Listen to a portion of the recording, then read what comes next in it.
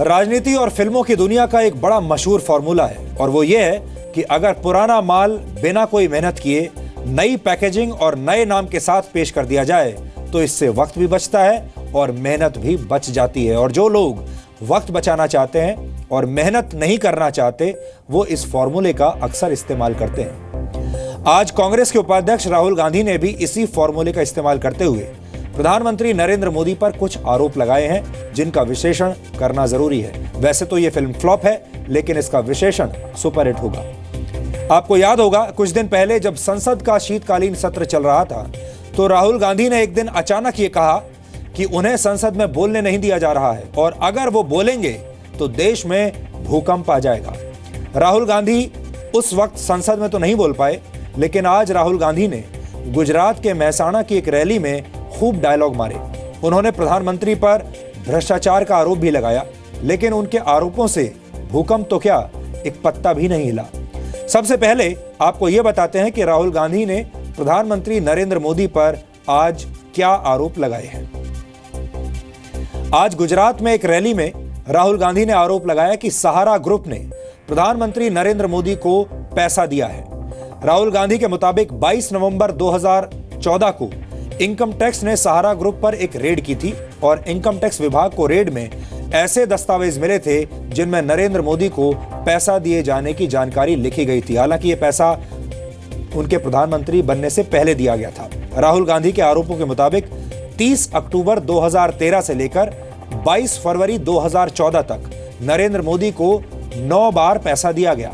इसके अलावा राहुल गांधी ने यह भी आरोप लगाए कि आदित्य बिरला ग्रुप के कंप्यूटर रिकॉर्ड में भी गुजरात के मुख्यमंत्री को 12 करोड़ रुपए दिए जाने की बात थी। राहुल गांधी ने यह भी पूछा है कि इस मामले की जांच पिछले 2.5 वर्षों के अंदर क्यों नहीं हुई। वैसे इसमें एक एंगल यह भी है कि पूरी बात सहारा ग्रुप पर आ गई है, इसलिए अब सहारा ग्रुप को भी सामने आकर अपनी स्थिति साफ कर देनी चाहिए और यह बताना चाहिए कि उसने किसी खास पार्टी या नेता को पैसा दिया है या नहीं। 22 नवंबर 2014 सहारा कंपनी पर एक रेड हुई। इनकम टैक्स डिपार्टमेंट ने उन पर रेड की। सहारा के रिकॉर्ड में जो लिखा था मैं आपको बताता हूं। 30 अक्टूबर 2013 2.5 करोड़ रुपया नरेंद्र मोदी जी को दिया गया। 6 महीने में 9 बार सहारा के लोगों ने अपनी डायरी में लिखा है कि हमने नरेंद्र मोदी जी को पैसा दिया है। ये जो रिकॉर्ड है सहारा का 2.5 साल से इनकम टैक्स डिपार्टमेंट के पास है। 2.5 साल से इंक्वायरी क्यों नहीं हुई? और ये जो 9 बार ये कह रहे हैं कि आपको पैसा दिया गया है, क्या ये सच है या झूठ है? ऐसा ही एक कंप्यूटर रिकॉर्ड बिरला कंपनी का, उसमें साफ लिखा हुआ है गुजरात सीएम 25 करोड़ 12 करोड़ हो गए, बाकी क्वेश्चन मार्क। पता लगाया जाए कि इस डायरी में जो लिखा है, इस रिकॉर्ड में जो है, यह सच है या नहीं। गुजरात की अपनी सभा में प्रधानमंत्री के ऊपर झूठे, बेबुनियाद और शर्मनाक आरोप लगाए हैं। हम राहुल गांधी की परेशानी समझते हैं। वो हारे हुए हताश हैं। दूसरी बात हमें कहनी है कि ऑगस्टा वेस्टलैंड करप्शन के मामले में कांग्रेस के नेताओं के नाम आ रहे हैं, उनके परिवार का नाम आ रहा है। परिवार का नाम आया था इटली में भी और यहां भी इन्वेस्टिगेशन चल रहा है। तो अब जब बार बार परिवार तक बात पहुंची है ऑगस्टा वेस्टलैंड में, तो ध्यान बटाने के लिए राहुल गांधी ने यह बेबुनियाद स्टेटमेंट दिया है। राहुल गांधी, आप एक बात का जवाब दीजिए, 10 साल की सरकार में आपकी ताकत मनमोहन सिंह से अधिक थी। आपने एक बार भी कभी इन सारे घोटालों पर एक बात कहा क्या? और तो और जब उनके अपने बहनोई हरियाणा सरकार और राजस्थान सरकार की अपनी सरकारों के दबाव देकर भ्रष्टाचार से लाखों करोड़ों कमा रहे थे, तब इन्होंने कुछ कहा क्या? यह है राहुल गांधी का इतिहास। और हमारे गंगा के समान पवित्र प्रधानमंत्री, जिनका पूरा व्यक्तित्व ईमानदारी की पराकाष्ठा है, उनके बारे में बेबुनियाद आप लोग आरोप लगा रहे हैं। तो राहुल गांधी ने जो आरोप लगाया है वो ये कहते हैं कि 6 महीने में 9 किश्तों में 40.1 करोड़ रुपए नरेंद्र मोदी को सहारा ग्रुप ने दिए हैं। यह आरोप है राहुल गांधी का।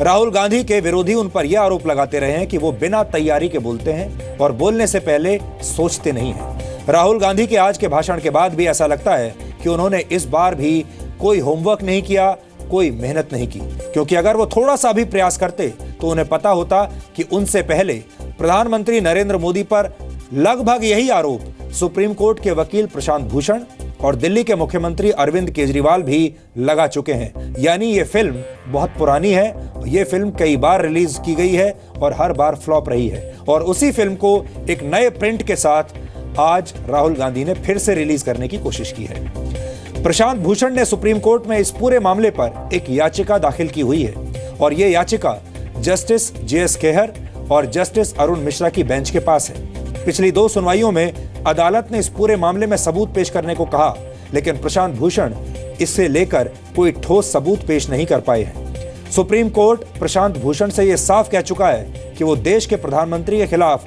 आरोप लगा रहे हैं, इसलिए क्लियर एविडेंस लेकर आए। कोर्ट ने यह भी कहा था कि एक बड़े आदमी के खिलाफ अगर किसी ने कुछ आरोप लगाए हैं तो सिर्फ इस आधार पर हम जांच शुरू नहीं कर सकते, इसके लिए ठोस सबूत चाहिए, और इसीलिए अब इस मामले की सुनवाई 11 जनवरी को होगी। यही नहीं, प्रशांत भूषण के पुराने साथी और दिल्ली के मुख्यमंत्री अरविंद केजरीवाल भी इस मामले पर राजनीति करने की पूरी कोशिश पहले ही कर चुके हैं, लेकिन वो भी इस मामले पर राजनीतिक रोटियां सेकने में असफल रहे थे। 15 नवंबर 2016 को अरविंद केजरीवाल ने दिल्ली विधानसभा का एक आपातकालीन सत्र बुलाया था और दिल्ली विधानसभा ने एक प्रस्ताव भी पारित किया था, और वहां पर भी यही आरोप लगाया गया था कि एक और दूसरी कंपनी ने प्रधानमंत्री मोदी को पैसा दिया है और ये उनकी एंट्रीज में आ रहा है। यानी ये मामला काफी पुराना है, लेकिन ये सब जानने के बावजूद राहुल गांधी ने इस मामले में राजनीतिक हवा भरी और ऐसा माहौल बनाने की कोशिश की कि जैसे वो नरेंद्र मोदी के खिलाफ बहुत बड़ा खुलासा करने वाले हैं, और इसीलिए वो लगातार ये दावे करते रहे कि जिस दिन वो बोलेंगे उस दिन भूकंप आ जाएगा। पूरा देश ये सोचता रहा, हालांकि उनकी अपनी पार्टी के लोग भी ये सोच रहे थे कि न जाने राहुल गांधी के पास कौन सा बड़ा सबूत है, कौन सी बहुत बड़ी जानकारी उनके हाथ लग गई है कि वह पूरे देश में खलबली मचा देंगे, भूकंप आ जाएगा। लेकिन अंत में राहुल गांधी के दावे की हवा आज निकल गई। जो आरोप उन्होंने लगाए हैं उनकी एक्सपायरी डेट बहुत पहले निकल चुकी है। अब सवाल यह है कि राहुल गांधी को इतना इंतजार करने की क्या जरूरत थी। वो वैसे चाहते तो सुप्रीम कोर्ट की अगली सुनवाई का इंतजार भी कर सकते थे, क्योंकि यह मामला पहले से ही सुप्रीम कोर्ट तक पहुंच चुका है। और राहुल गांधी से यह सवाल भी पूछे जाने चाहिए कि जब उनकी सरकार में, यानी यूपीए सरकार के दौरान 2G घोटाला हुआ था, कॉमनवेल्थ घोटाला हुआ था और कोयला घोटाले जैसे लाखों करोड़ रुपए के घोटाले हो रहे थे, तब उन्होंने नैतिकता के आधार पर प्रधानमंत्री मनमोहन सिंह से कितनी बार इस्तीफा मांगा था। आपने अक्सर सुना होगा कि परीक्षा में कमजोर बच्चे अक्सर नकल करके पास होने की कोशिश करते हैं। राहुल गांधी के पास भी मौलिक विचारों और मौलिक मुद्दों की बेहद कमी है। कभी वो अरविंद केजरीवाल की नकल करते हुए दिखाई देते हैं और आजकल वो प्रशांत भूषण की नकल करते हुए दिखाई दे रहे हैं। अब वक्त आ गया है कि राहुल गांधी किसी की नकल करने की बजाय अपनी मौलिक राजनीति करें। राहुल गांधी बनकर अपनी खुद की राजनीति करें और हमें उस दिन का इंतजार रहेगा।